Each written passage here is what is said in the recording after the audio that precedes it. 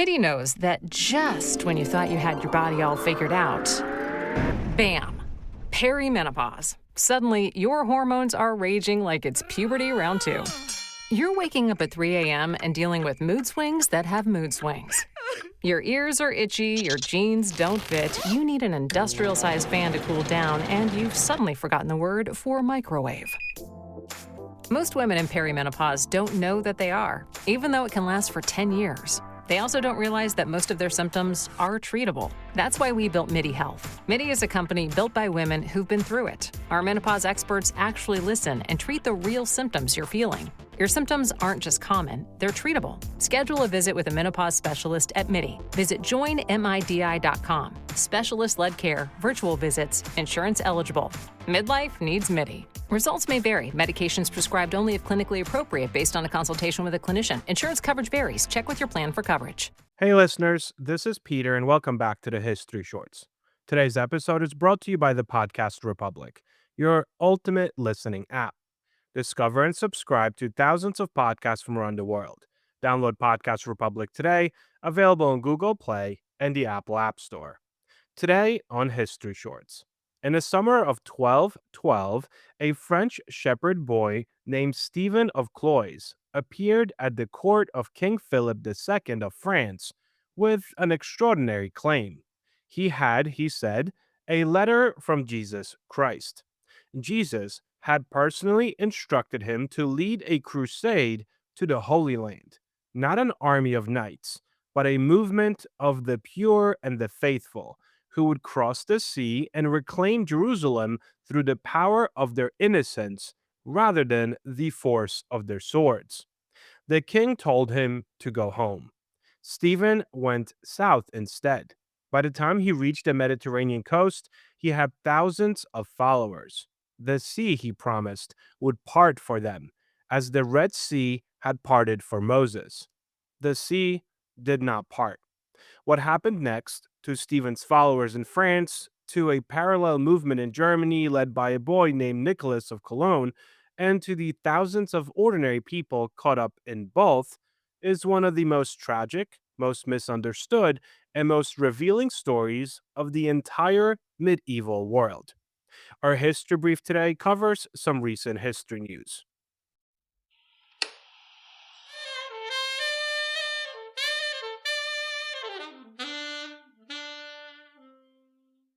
A quick word from our sponsors. Take it from United Van Lines. Moving yourself sounds simple until it isn't. The packing, the lifting, the truck rental, the stairs, the mess, and suddenly, do it yourself feels like do everything yourself. Now, imagine a move with United Van Lines. United's pros know how to pack, lift, protect, and transport your belongings safely, efficiently, and on schedule. No guesswork, no borrowed dollies, no wondering if your couch will survive the trip. With a full-service move by United, your move is handled by experts. Your time stays yours. Your belongings stay protected, and your stress level dramatically lower. Because moving shouldn't leave you exhausted before you even arrive. Full-service moving from America's #1 mover, United. It's a better way to move. Get a free quote at unitedvanlines.com. This day in history. On August 6, 1945, the United States dropped the atomic bomb Little Boy on Hiroshima, Japan, marking the first use of a nuclear weapon in war. Tens of thousands died instantly, and the event forever changed the nature of warfare. On August 6, 1965, President Lyndon B. Johnson signed the Voting Rights Act into law, prohibiting discriminatory voting practices and becoming one of the most significant civil rights laws in American history. Story of the day. Before we go further, an important clarification. The popular version of the Children's Crusade, the one taught in schools for generations, goes something like this. Tens of thousands of innocent children marched across Europe toward the Holy Land, were betrayed by slave merchants, and then they were sold into captivity in Egypt and never seen again. It is undoubtedly a powerful story. It is also, in almost every particular, wrong. Medieval historians have spent the better part of a century picking apart the primary sources, which are few, by the way, and frequently contradictory, written years or decades after the events, and produced by chroniclers who had their own theological and dramatic agendas. What they have found, however, is something more complicated, more human, and ultimately more revealing than the legend itself. The movement of 2012 was real. The children in those movements, I should say, were mostly not children in the modern sense. What drove them reveals something important about the society that produced them. The word used in the medieval sources is pueri, Latin for boys or youths, or simply the young. But the pueri in 12th and 13th century usage was not a precise term. It described the young, yes, but also the poor, the lowly, the socially marginal. Many of the people who joined the movements of 1212 were what we would call young adults today, teenagers and people in their 20s, from the lowest rungs of medieval society. They were the landless, the displaced, the rural poor pushed off their land by population growth, crop failures, and the social dislocations of an expanding medieval economy. The historian Peter Retz, whose influential 1977 study reshaped scholarly understanding of the Crusade, argued that what we call the Children's Crusade was better understood really as a movement of the poor, people for whom the established social order had no place, who found in the crusading ideal both a spiritual purpose and a form of collective action.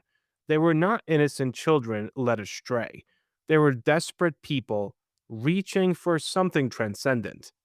Stephen of Cloyes, if he existed as the sources describe him, was a young shepherd from a village in northern France. His claim of a divine letter may have been sincere, cynical, or most likely somewhere between.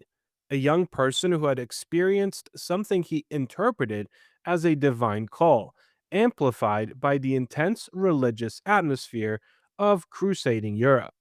He preached as he traveled south, and people joined him. At its peak, contemporary accounts suggest his following numbered in the thousands, though the figures in the sources range so wildly as to be nearly useless. When the movement reached the Mediterranean coast, the sea predictably failed to part. Most of the followers dispersed and went home. Some, the sources disagree significantly on the details, may have been offered passage by merchants only to be lost at sea or sold into slavery. The enslavement narrative, which dominates the popular legend, comes primarily from later sources and is considered by most modern historians to be either heavily embellished or entirely legendary. What is reasonably clear is that the French movement collapsed at the shore, and Stephen of Cloyes disappears entirely from the historical record. The German movement is better documented and considerably more tragic in its confirmed details.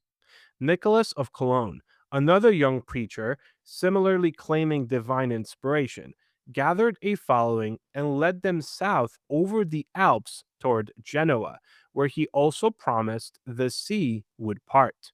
The crossing of the Alps alone was catastrophic. The route was brutal. Steep passes, summer heat that turned deadly at altitude, inadequate food and shelter for a mass of people moving on foot. Many turned back. Many died on the march.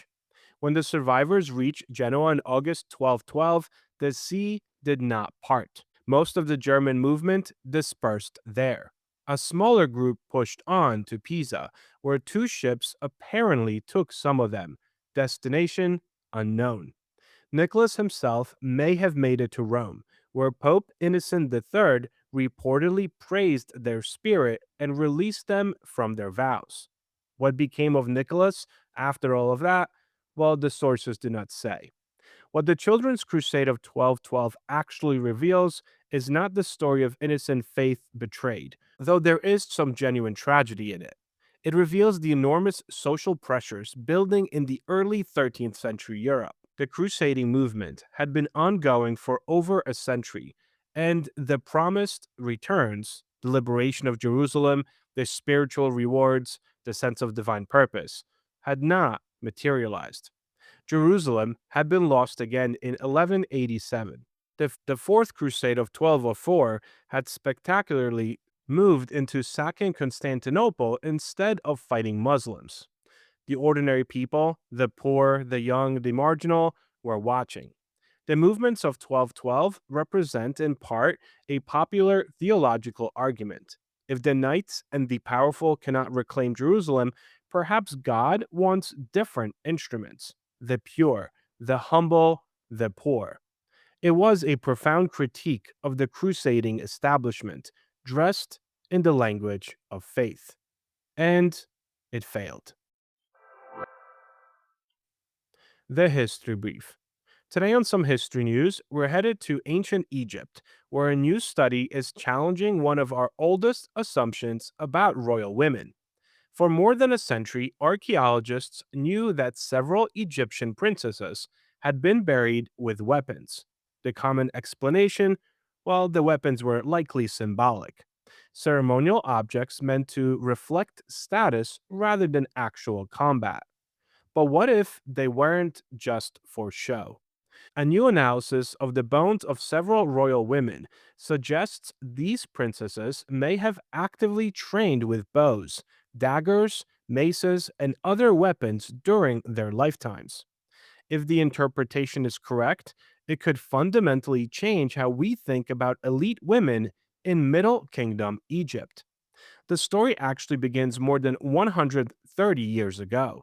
In the 1890s, French archaeologist Jacques de Morgan excavated royal tombs at Dashur, about 25 miles south of Cairo. Inside were the mummified remains of several princesses, including Princess Ida, Princess Nuphotep, Princess Nemet, and Princess Idaweret.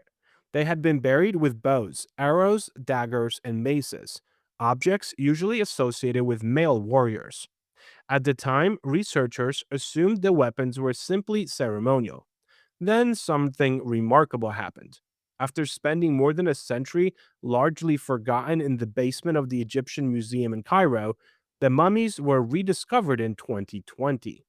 Modern technology finally allowed scientists to examine their bones in ways that simply were not possible in the 19th century. What they found was surprising. Our bones are living tissue. Over several years of repeated physical activity, muscles leave subtle signatures where they attach to bone.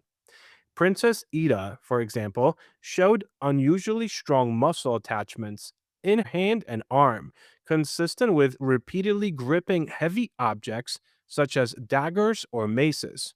Princess Nuphotep displayed thickened forearm bones and muscle development that researchers say could match years of drawing and stabilizing a bow. One princess even showed what the researchers described as an archer's grip, suggesting she may have begun training from a young age. Several of the women also bore healed injuries that could be consistent with physically demanding activities, such as hunting or martial training. If true, these women were not simply royal observers. They may have been highly trained athletes, or even warriors. Not everyone is convinced.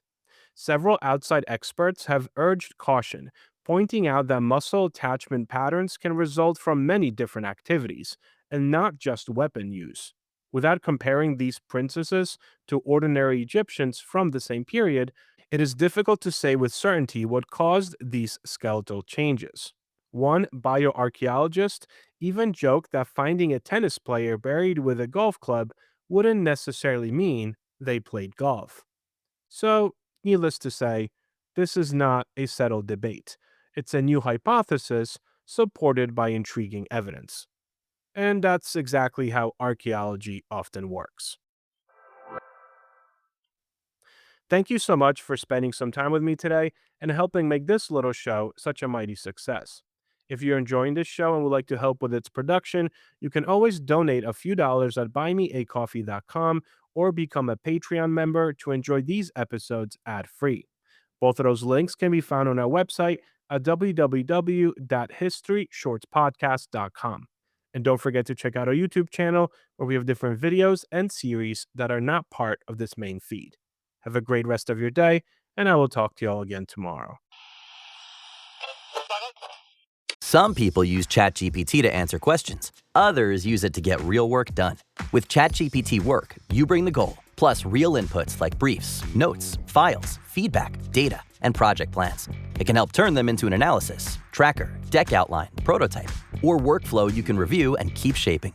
You stay in control, giving direction and choosing the final output. Put ChatGPT to work on your most ambitious ideas and projects. Get started at chatgpt.com by selecting Work Mode. Available on Plus and Pro plans.